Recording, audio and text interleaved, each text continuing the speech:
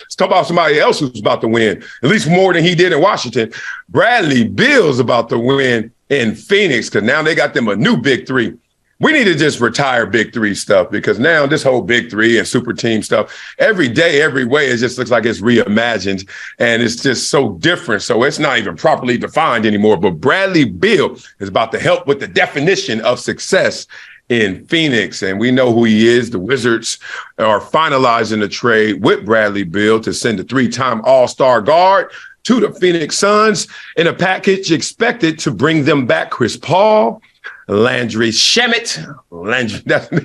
That's a name. When he was born, their mama named him now. I was like, oh, he's going to be something. I don't know what. Landry Shamet. And several second-round picks and some pick swaps. So let's talk about the deal because we all know Bradley Beal had a no-trade clause. So with the no-trade clause, Bradley Beal had to sign off on this. Looks like he did. So now we got the new big three, which I'm still going to use for this story, and then I'm going to drop it. Devin Booker, KD, and Bradley Beal. Is that going to win? Is that going to get over the Denver Nuggets hump? Is that going to get them past the Clippers healthy? Is that going to get them past the Lakers, even though LeBron's aging another year, but AD when healthy, sick? Is that going to do it? Initially, I think it sounds a little redundant, but you still got Ayton there. And I know Ayton like, yo, that big three, it don't include me. And I think it should include Ayton when Ayton is all in. But with a new head coach, seems like when Monty Williams gone, we might get all of DeAndre Ayton because we know about their friction. So is that enough to get him over the hump is my first question for y'all in the comments. It just seems like on paper, oh, that's firepower everywhere. And Bradley Beal got that mindset. He a dog.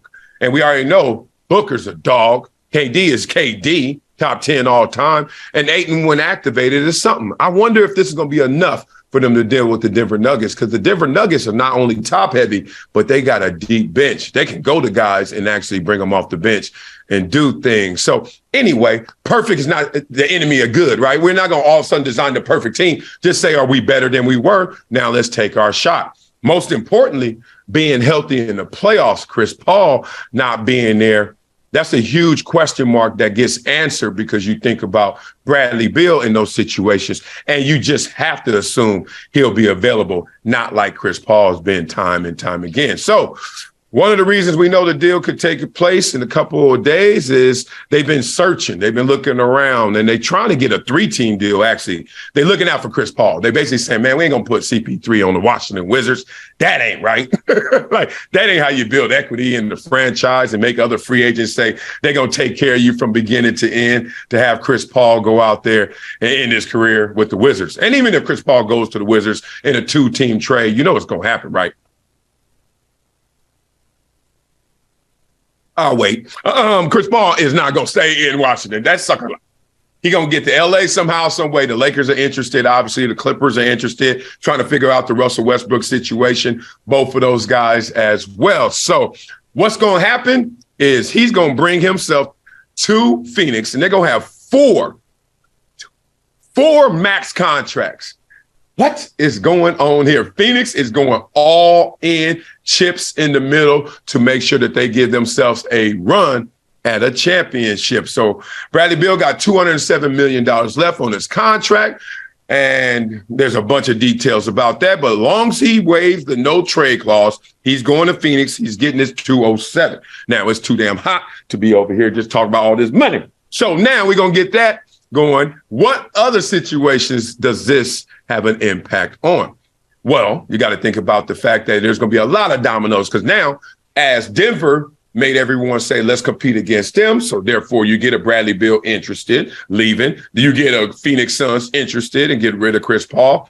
Well, the other dominoes have to fall. Well, some of the dominoes have to fall, not just in the Western Conference, but the Eastern Conference as well. There was some thought and consideration because we know how much Bradley Beal and Jason Tatum wanted to play together. But that would have been redundant as well. One, you can't bring them in on top of having Jaylen Brown, who deserves his supermax contract, right?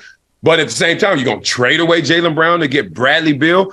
How much better did you get in that situation? So there are a lot of dominoes in the NBA landscape right now that are going to fall just because of this move. But I love the move because I love Bradley Beal getting the chance of really doing something, being on the biggest stage, not just talking about NBA. I'm talking about real, true contender phase.